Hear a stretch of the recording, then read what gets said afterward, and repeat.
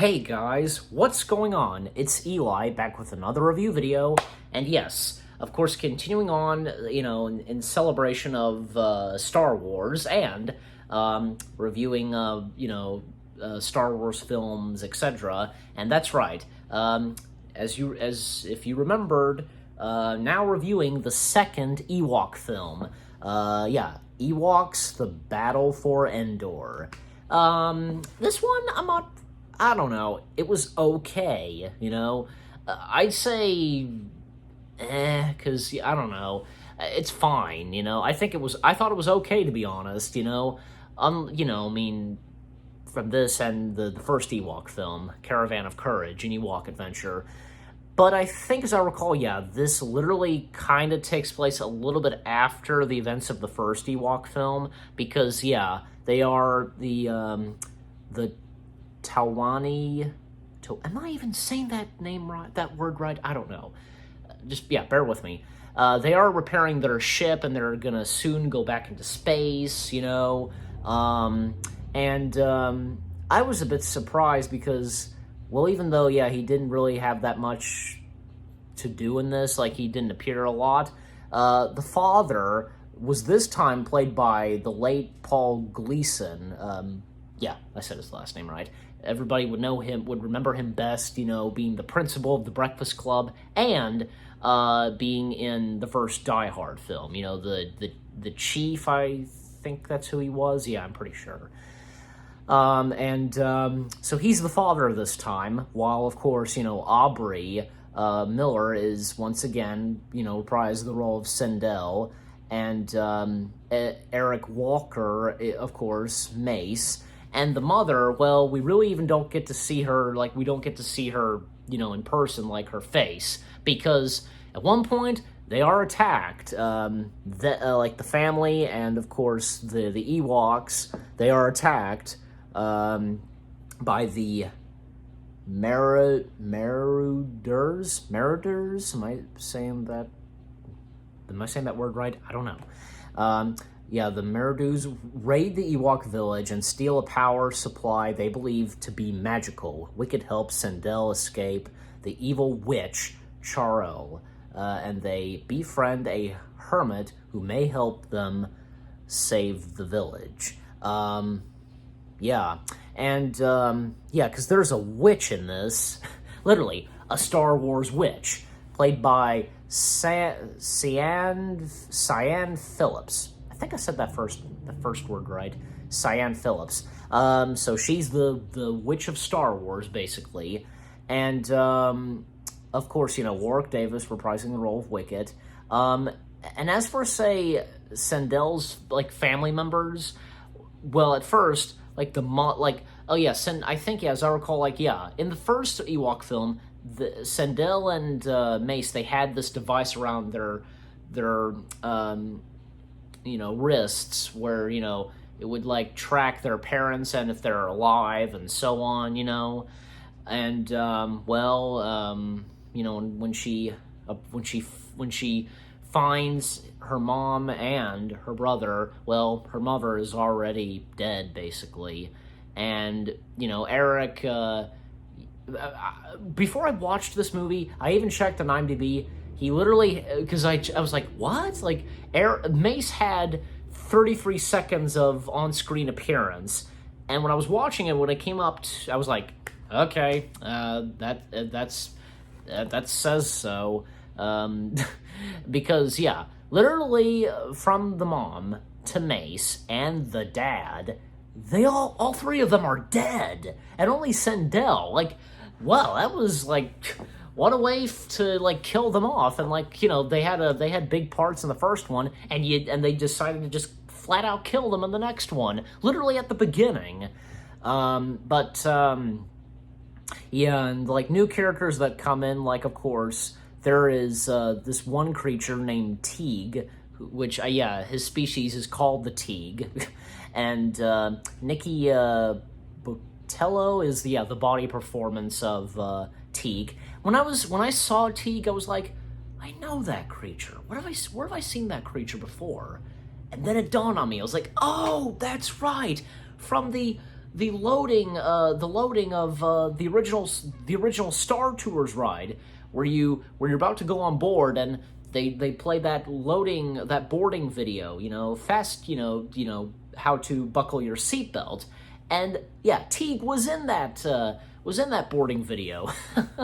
Wow. Yeah, and I think, yeah, of course, Star Tours came a little bit later after the Ewok films, of course, like in the mid 80s. So, and we get another human character by the name of Noah, because it's only spelled Noa, played by Wilfred Brimley. I read this on the IMDb page that apparently Wilford did not get along with the directors of Ewoks, the Battle of Endor. There were two directors for this movie, and he apparently didn't get along with them. For what reason? It never said why. I don't know, or if I need to look it up some more. So every scene with him, whenever he appeared, all of his scenes were shot by Joe Johnston. So yeah, Joe Johnston directed his scenes. And yeah, even Noah was kind of a grouch at first, to both Sindel and Wicket, and even to Teague. But of course, later on, he lightens up, and he has heart, and he helps out Sindel and Wicket, and even say that witch, I don't know, it's she's going back and forth, being joining forces with the main villains, and there's this castle apparently that these creatures have on Endor, and yeah, and we of course, I think, yeah, the horses appear again in this, and even say Char-El transforms into a crow, basically. Oh yeah, we get a crow in Star Wars, But, when I was watching this, I was thinking to myself, okay, well, you know what? I look back at, say, Empire Strikes Back, because they had, on Dagobah, there were lizards and snakes, and I guess you could say they were the lizards and snakes of Star Wars, I guess you could say. I guess. Anyways, yeah, and, trying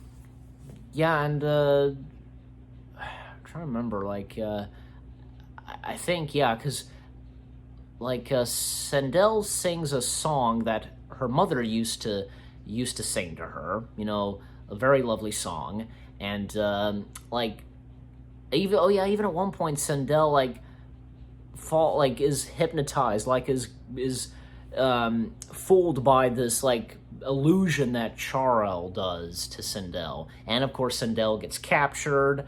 But even Char-El being in prison as well with Sindel, and I get, yeah, because at one point, Sindel was asked and forced to use magic, but she didn't know how, and both of them were thrown into the brigs, and of course, Noah and Teague and Wicket and and a couple of other Ewoks, they come in and they save Sindel, and the climax and the battle on Endor, hence the title, because yeah, the Ewoks against those evil, the main antagonists, the Marauders. I hope I'm saying that word right. I don't know. Bear with me. I don't know. I couldn't tell.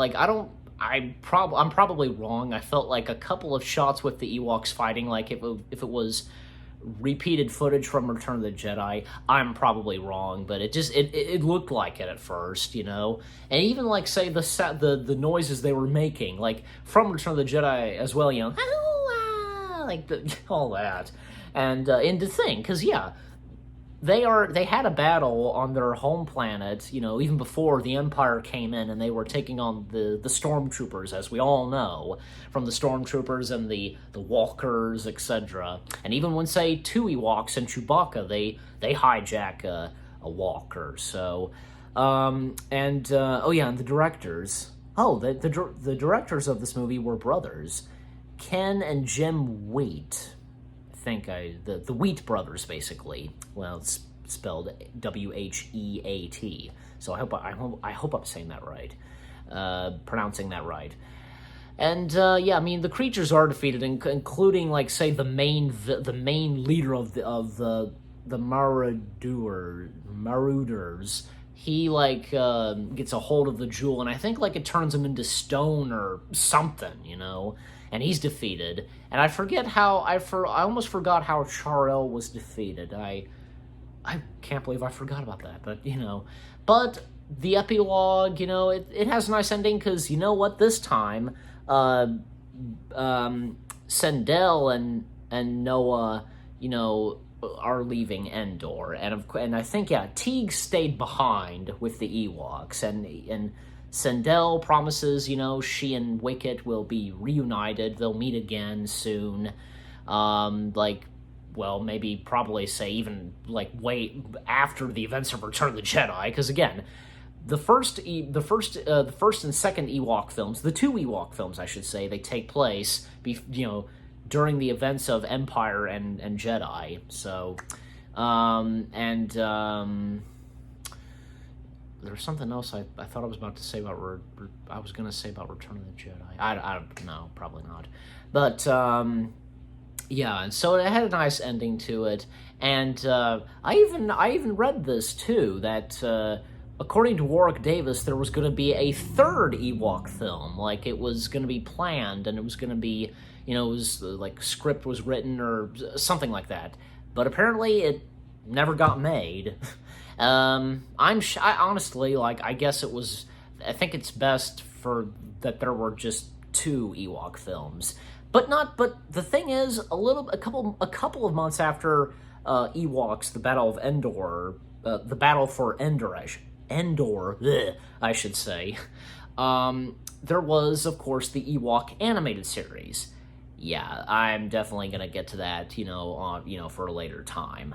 So, but yeah, Ewoks, the Battle for Endor, it was fine. It was okay. Both this and the first Ewoks film were okay. Both of them were okay. And again, just like, say, for the first Ewok film, I'm giving the second one 6 out of 10.